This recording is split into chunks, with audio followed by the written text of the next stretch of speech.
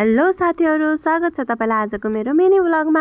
भ्लगको सुरुवातमा के देखाइ भन्नु होला। आज यसैको लागि मैले खाना नखाइकन गएको थिएँ किनभने आज हाम्रो वार्डमा फेयरवेल प्रोग्राम थियो। हाम्रो साथी अदितिको फेयरवेल लिने मान्छे चाहिँ आफ्नो समयमा आइसक्नु भएको थियो, तर फेयरवेल दिने मान्छेलाई चाहिँ हामीले कुरेर बसिरहेको थियौं। बिदाई भनेको अन्त्य त पक्कै पनि हैन, यो त नयाँ सुरुवात हो। तिम्रो आजबाट फेरि नयाँ यात्राको सुरुवात भएको छ, यसमा तिमी सधैँ अगाडि बढिरहनु। बिदाई भनिसकेपछि मनमा कतै खल्लोपन खालीपन त हुन्छ, तर हामी खुसी छौं तिमी आफ्नो घर नजिकै जान पाएको छौ। तिमीले सोचेका कुराहरू पूरा हुँदैछन्। तिम्रा आगामी दिनहरूका लागि धेरै धेरै शुभकामना। साथसाथै सेफ डेलिभरी पनि भन्न चाहन्छु। यो जीवनको यात्रामा कुनै न कुनै मोडमा हामी फेरि भेट्ने नै छौं भन्ने आशाका साथ यो बिदाई दिइरहेका छौं। बिदाई सकेर हस्पिटलबाट फर्किसकेपछि आज फेरि हामी बुढाबुढी गयौं बाटवाटेनी। हिजो जाने बेलामा नै ढिलो भइसकेको थियो, त्यही भएर हामी सबै ठाउँमा पुग्न सकेनौं। अनि हिजो जाँदाखेरि ग्रोसरीमा त यति धेरै भिड थियो कि हामीलाई त्यहाँ छिर्ने आँटै आएन। तर आज नि भिड त कम थिएन, तर आज हामी समयमै गएको भएर हामी गयौं ग्रोसरीको लागि। हुन त त्यस्तो नभई नहुने चिज केही पनि थिएन,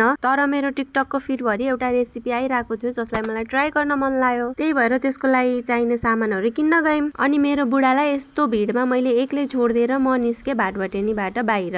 हिँड्दा हिँड्दा खुट्टा दुखिसकेको थियो, त्यही भएर म बाहिर गएर एकछिन बसे। त्यही पनि फेरि बुढा कतै हराउँछ कि भन्ने डरले गएको त बल्ल बल्ल उसको काउन्टरसम्म पालो आएछ। त्यसपछि बिल तिरेर सामान लिएर मलाई खोज्दै निस्किनु भयो बाहिर, तर म त गेटैनिर उभिरहेको थिएँ उहाँलाई कुरेर। त्यसपछि हामी बुढाबुढी त्यहाँको सपिङ सकेर निस्क्यौं गुद्री जानको लागि। त्यहाँ पनि थोरै काम थियो, त्यहाँ पनि बुढालाई कुरेर बस्दै गर्दाखेरि यस्तो पो देखियो। त्यसपछि हामी आयौं घर आएर हामीले खायौं कोकोनट मिल्क। आजलाई यति नै, भोलि फेरि भेटौँला नयाँ मिनी भ्लगमा। बाइ बाइ साथीहरु।